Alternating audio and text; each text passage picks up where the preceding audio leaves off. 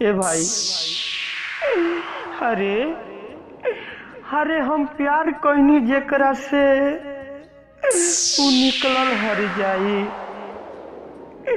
अरे हम प्यार कइनी जेकरा से उ निकलल हर जाई। हम तो मुहाबत कइले रहनी। अरे अरे हम तो मुहाबत कइले रहनी। हेलो दोस्तों, आप सभी को फिर से स्वागत है हमारे दर्द वाला बेवफाई शायरी में। आप सब बने रहिए हमारे चैनल पर। हम आप सभी के लिए रोज रोज न्यू दर्द वाला बेवफाई शायरी लेकर आते रहते हैं। तो चलिए आप सभी को टाइम वेस्ट ना करते हुए हम लेकर चलते हैं न्यू दर्द वाला बेवफाई शायरी में। तो आप सब हमारे शायरी सुनिएगा और अच्छा लगे तो वीडियो को लाइक और चैनल को सब्सक्राइब, साथ में बेल आइकन दबाना नहीं भूलिएगा, ताकि कोई भी मैं नया शायरी डालूं तो आप सभी के पास नोटिफिकेशन जरूर गिरे। तो चलिए फाइनली आप सभी को टाइम वेस्ट ना करते हुए हम लेकर चलते हैं न्यू दर्द वाला बेवफाई शायरी में। न्यू शायरी में रेडी 1 2 सो। अरे अरे हम प्यार कइनी जेकरा से। ए भाई, अरे अरे हम प्यार कइनी जेकरा से उ निकलल हर जाई।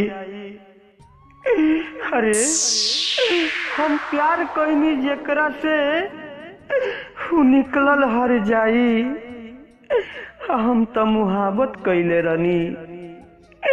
अरे अरे हम तो मुहाबत कइले रहनी। उ हमरा से कइली बेवफाई। अरे कइली बेवफाई। अरे अरे टूट गई प्यार, लूट गई जिंदगानी। अरे अरे टूट गई प्यार, लूट गई जिंदगानी। ये में रहे ना हमर दोषे। अरे अरे लूट गई, अरे अरे टूट गई प्यार, लूट गई जिंदगानी। ये में हमर रहे ना दोषे। अरे हमरा के तू छोड़ दिलू, तू हमरा के छोड़ दिलू खाली रोवे के भरोसे। अरे खाली रोवे के भरोसे। ए जान, अरे रोवे के भरोसे। अरे हे जान, अरे कैसे तू चल गईलू। अरे अरे कैसे तू चल गईलू हमरा के तेज के। अरे अरे कैसे तू चल गईलू हमरा के तेज के। अरे हमारी याद आवेला कि ना ये करेजा। अरे हमारे याद आवेला कि ना जब सुतेलू तू अपना बलमुआ के सेज पे। अरे अपना बलमुआ के सेज पे। अरे तनका मनका तो याद जरूर आवत हुई हो। अरे तनका तनका जरूर याद आवत हुई। हे करेजा। तो हेलो दोस्तों, आप सभी को हमारा शायरी कैसा लगा?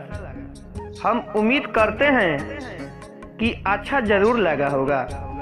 अगर अच्छा लगा होगा तो वीडियो को लाइक और चैनल को सब्सक्राइब, साथ में बेल आइकन दबाना नहीं भूलिएगा, ताकि कोई भी मैं नया वीडियो डालूं तो आप सभी के पास नोटिफिकेशन जरूर गिरे।